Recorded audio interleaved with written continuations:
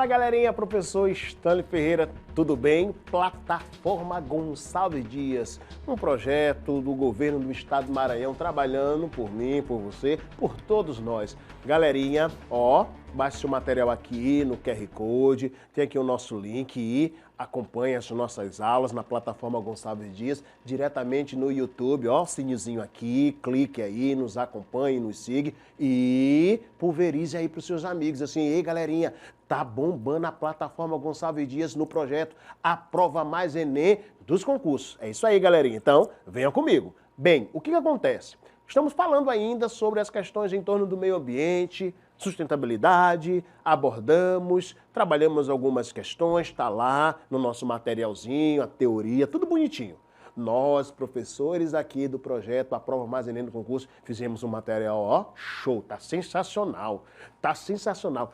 Até aqui as pessoas que estão fazendo tudo isso aqui gravando, estão estudando, estão dizendo que tá muito massa, tá maravilhado. É concorrente de vocês, viu? Então, vamos macetar, vamos fechar nossa prova e vamos hoje falar sobre a tão querida, famosa mudanças relacionadas ao clima. Bem, senhores, quando a gente fala de clima, né, automaticamente a gente já vem para a expressão climatologia. E automaticamente, quando a gente fala de mudanças, significa que alguns elementos, ou de cunho natural, mas principalmente em torno das atividades antropogênicas, acabam favorecendo tais mudanças. Existe aquele basicão que nós temos que levar para o concurso. E esse basicão, a gente já começa com um questionamento bem aqui, uma pergunta bem interessante, bem simples, porque acaba se tornando o nosso dia a dia. O que nos últimos anos nós temos acompanhado? Todos os dias nos noticiários acabam nos trazendo, em alguma área, né, algum tipo de fator que ocasionou aquelas mudanças naquele ambiente. Só que agora, as mudanças climáticas, ela é numa esfera global, que acaba surtindo efeitos de forma heterogênea em cada continente, em cada país, em cada estado. Então isso vai variar bastante. Mas, quando a gente faz esse tipo de indagação, esse tipo de pergunta, né? O que vem provocando as mudanças climáticas? E aí, é automático, nós temos um leque de respostas para esse tipo de pergunta. E uma das principais respostas, ação antropogênica. O homem que muito vem contribuindo para as mudanças climáticas. Professor, eu posso dizer que ao longo da historicidade do nosso planeta, houve mudanças climáticas ocasionadas apenas por questões oriundas da própria natureza, por eventos endógenos, né, por eventos atectônicos? Sim, com certeza. A ciência vai dizer que nós temos aí, aquilo que a maioria da literatura geográfica, biológica, né, acaba nos trazendo, física, né, acaba nos trazendo. O nosso planeta possui mais aí de 4,5 bilhões de anos. E durante toda essa escala temporal, houve várias e várias mudanças climáticas. E essas mudanças climáticas, na sua maioria, né, não foi ocasionada pelo homem. Estou me referindo desde a Gênese, desde os primórdios do nosso planeta, até nesse exato momento. Então vamos colocar aí mais de 4 bilhões só a natureza promovendo tais mudanças climáticas. Mas aqui existe um fator. A natureza com a natureza, ela se resolve. Algumas espécies adentraram em extinção por conta de tais mudanças, mas aí é algo da natureza. Mas chegou o homem. A biologia vai dizer que o homem, ele é datado da era atual, que é a era cenozoica do período atual, denominado de quaternário ou antropozoico. Então, tudo que o nosso planeta hoje possui, o homem é o último a ser colocado.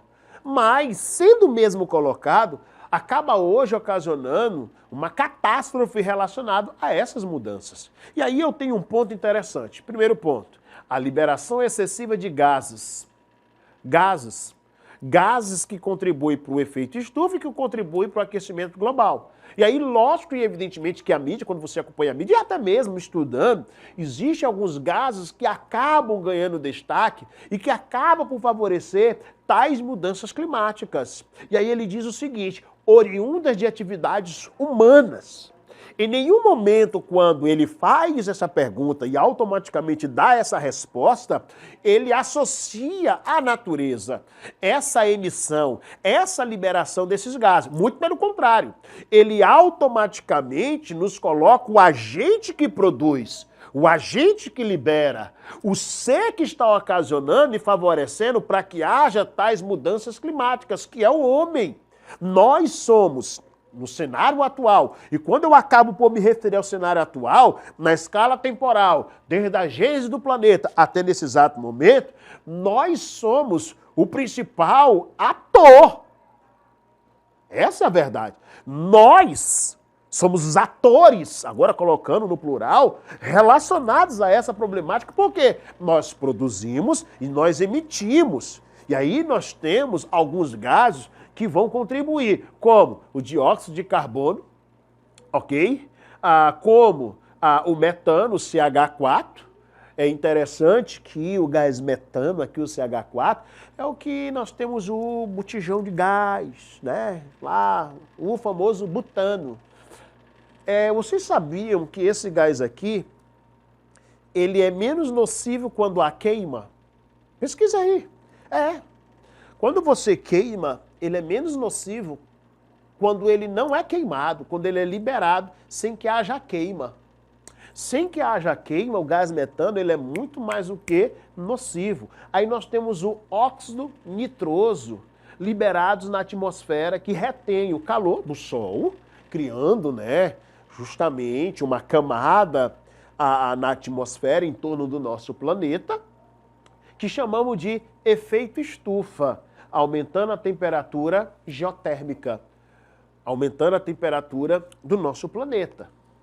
Quais são os impactos dessas mudanças climáticas? Ora, vamos voltar aqui com tudo isso e muito mais, né? Isso aqui é o básico que nós temos que levar. Existe a dioxina, se você não sabe, que acaba também sendo liberado através de queimas de alguns elementos pelo homem, que chegando à atmosfera é altamente nocivo. A dioxina, de acordo com a literatura relacionada ao meio ambiente, é mais nociva do que o dióxido de carbono. Certo? Então, assim, isso aqui é o básico. Existem outros gases que contribuem para efeito estufa e aquecimento global. Só que nós estamos pegando aquilo que muitos concursos gostam de abordar. E aí, imagine só, você chega, começa a liberar tais gases, vamos colocar aqui os principais, ainda tem o dióxido de enxofre, né, aqui, e imagine só, libera, e você acha que não vai ocasionar nada? Lógico que sim. E aí nós temos aqui as principais consequências relacionadas às mudanças climáticas, como o aumento dos níveis dos oceanos. Professor, como assim? Os níveis dos oceanos vão aumentar?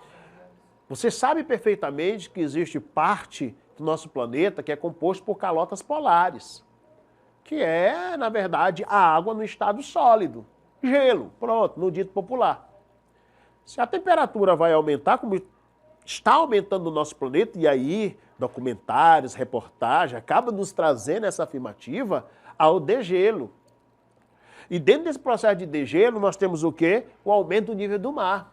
E com o aumento do nível do mar, quais são os impactos que isso traz para a sociedade? Áreas litorâneas vão desaparecer, como está acontecendo. Aí nós temos derretimento das montanhas glaciais, né? Áreas de montanhas de altimetria bastante elevada, favorece o derretimento. Temperaturas mais altas, nós estamos acompanhando aí a lugares, a regiões que a sensação térmica está a mais de 60 graus. Cara, isso são efeitos das mudanças climatológicas. Tempestades mais fortes, como tem acontecido aqui em Santa Luz, Maranhão. Você que está aí fora, né, assistindo a nossa aula de outro estado, Pará, Piauí, Tocantins, São Paulo, Rio de Janeiro, a plataforma Gonçalves Dias, ó, rompendo as divisas do Maranhão. Então, o que acontece nesse caso? Você que não conhece a Ilha do Amor, Santa Luz, as tempestades aqui estão consideradas mais fortes, né? Ventos fortes. E isso vai gerar o quê? Problemas na esfera social, na esfera política, na esfera econômica, o aumento da seca, problema muito forte ultimamente em algumas áreas, regiões do Brasil que não era comum. Exemplo, a parte da floresta amazônica está vivendo uma questão da seca. Não está chovendo mais como era para se chover antigamente. Ah, professor, mas isso não ocasiona nada, às vezes, El Niño, La Niña, sim. Mas El Niño e La Niña são fenômenos naturais. Estou me referindo à questão do homem intervindo na natureza e gerando as suas mudanças do clima. Aí tu tem perda de espécies e ecossistemas por não se adaptarem a essas novas mudanças em torno do clima, porque a biologia vai deixar bem clara, né, que não é as espécies com as mudanças, modificações daquele ambiente, não só de uma forma natural como uma forma antropogênica, ela pode se adaptar como ela não pode se adaptar. Para deixar bem claro isso. E isso faz com que, muitas das vezes, ocasione a fuga da vida silvestre, o desaparecimento daquelas espécies, a diminuição daquelas espécies. Então, nós temos um leque de questões em torno aos impactos relacionados à perda dessas espécies nos ecossistemas. Impactos na produção de alimentos e risco de quê? A saúde. É isso mesmo. Tudo isto aqui, esses impactos das mudanças climáticas, eles vão ocasionar risco à saúde. Ou tu achas que essa proliferação da dengue não está relacionada a questões também à mudança climática? Vou dizer, mas professor, como assim? Mudanças climáticas relacionadas às questões epidêmicas e pandêmicas? Sim, também. A questão da fome também. A questão de não ter água potável também. Tudo isso vai contribuir, vai colaborar. E aqui algumas imagens que nos chamam a atenção, né? G1 Maranhão, ok? Aqui é uma área bastante com temperatura escaldante, um solo sem água, que ele fica o solo rachado. Essa imagem ela é bem típica do nosso sertão, não só nordestino, como sertão mineiro. Porque a gente acha que o sertão, a caatinga, o semiárido brasileiro é apenas no Nordeste. Ele predomina no Nordeste. Mas quando você vai ali para aquela região do norte do estado de Minas Gerais, que tu tem a caatinga, tu tem esse cenário muito forte. E aí já nos dizia o querido e famoso Milton Santos que o problema do sertão nordestino não é a seca propriamente dita. Lógico que o fator natural contribui, mas o principal problema é a cerca. Ele acaba associando também a uma questão política. E aí tu tem, né, aqui os furacões, aqui o procedimento, né, o derretimento das calotas, as queimadas, que muito tem preocupado alguns países, principalmente países desenvolvidos. Você vai ali para aquela região da Oceania, Austrália, né, que vive aí um período bem conturbado. Próprios Estados Unidos também, o próprio Brasil também, alguns anos atrás, a região da Patagônia, ok? E as chuvas torrenciais que ocasionam aí uma série de problemáticas, como alagamentos, inundações, enchentes, e isso vai ocasionar, de uma forma muito devastadora, proliferação de várias doenças. Dentre elas, né, a querida e famosa leptospirose.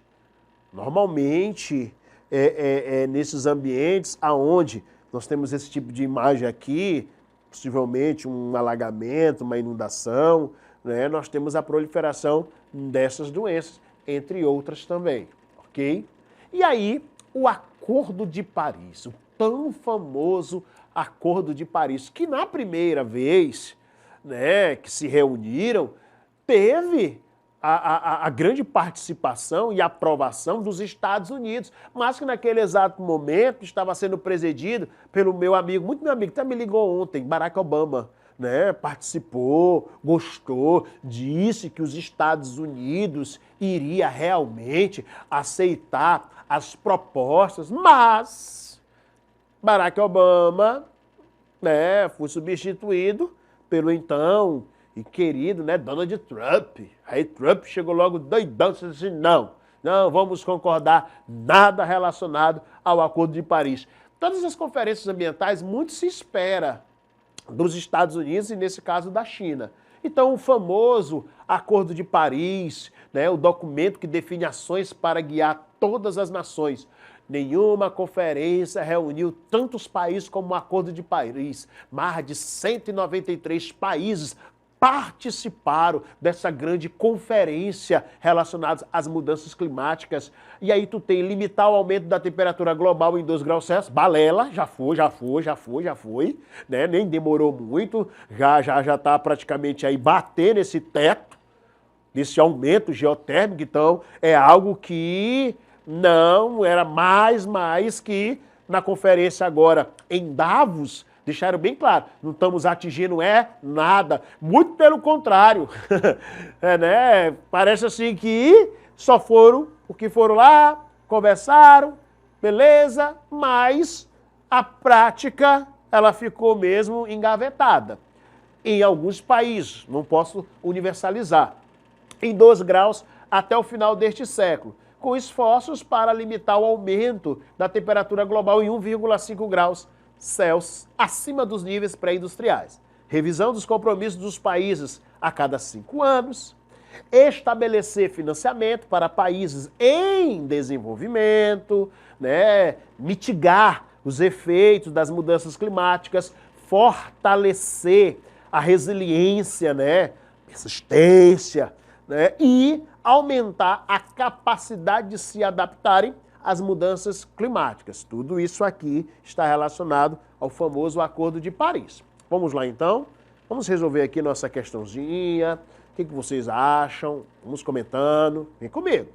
Há algum tempo, as preocupações ligadas ao relacionamento sociedade-natureza, bem como os prejuízos causados pelo homem ao meio ambiente natural, são pauta de muitos eventos, reuniões, conferências e acordos internacionais, liderados por quem? Vejam só, que nós já até abordamos em aula passada, pela ONU, Organizações das Nações Unidas.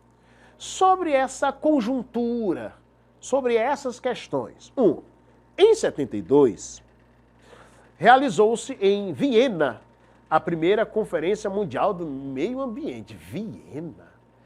72 não foi em Estocolmo, na Suíça, né? Não. Movimento ecológico, movimentos ecológicos e entidades de proteção ao meio ambiente têm sido criados, tais como o Fundo Mundial para a Natureza, o Greenpeace, ou SOS Mata Atlântica.